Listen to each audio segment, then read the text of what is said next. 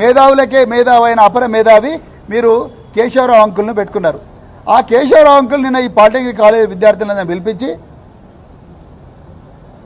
భయపెట్టిస్తాడా? ఒక తాతగా ఉండాల్సిన కేశవరావు గారు ఈ చిన్నారి బిడ్డలను మనవల్ లాంటి వాళ్ళని వాళ్ళందరినీ భయపెట్టించి ఇగో నడవదు, మీరందరూ కూడా పోవాలి, మా దగ్గర డబ్బులు లేవు, అందుకొరకు మేము తెలంగాణ స్కిల్ యూనివర్సిటీ పెడుతున్నాం, అందులోనే మీరు పోయి చదవాలని భయపెట్టిస్తున్నారు ఫ్యాకల్టీ మెంబర్లను, విద్యార్థులను.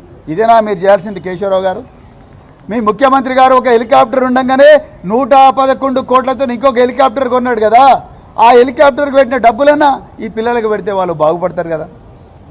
మీరు ఒక్కొక్క పబ్లిక్ మీటింగ్ కేసీఆర్ గారిని, కేటీఆర్ గారిని, హరీష్ రావు గారిని తిట్టడం కోసం, బీఆర్ఎస్ పార్టీని తిట్టడం కోసం, బూతులు మాట్లాడడం కోసం, ఇక్కడ పిల్లలు ఉన్నారు కాబట్టి అవన్నీ నేను మాట్లాడలేను, ఆ బూతులు మాట్లాడడం కోసం ఒక్కొక్క మీటింగ్కు 10 కోట్ల నుంచి 15 కోట్లు పెట్టి గత 6 నెలలుగా మీరు మీటింగులు పెట్టి తిడుతున్నారు కదా. ఆ డబ్బులన్నీ ఈ రామంతపూర్ పాలిటెక్నిక్ కానీ, లేకపోతే మరి ఇంకో మాసప్ ట్యాంక్ పాలిటెక్నిక్ కానీ, లేకపోతే లెదర్ పాలిటెక్నిక్ కానీ, కృష్ణదేవరాయ పాలిటెక్నిక్ కానీ, 58 గవర్నమెంట్ పాలిటెక్నిక్ కానీ, లేకపోతే ఇంకా కొన్ని ప్రైవేటు పాలిటెక్నిక్ కానీ వాళ్ళందరికీ ఇస్తే పిల్లలు బాగుపడతారు కదా ముఖ్యమంత్రి గారు.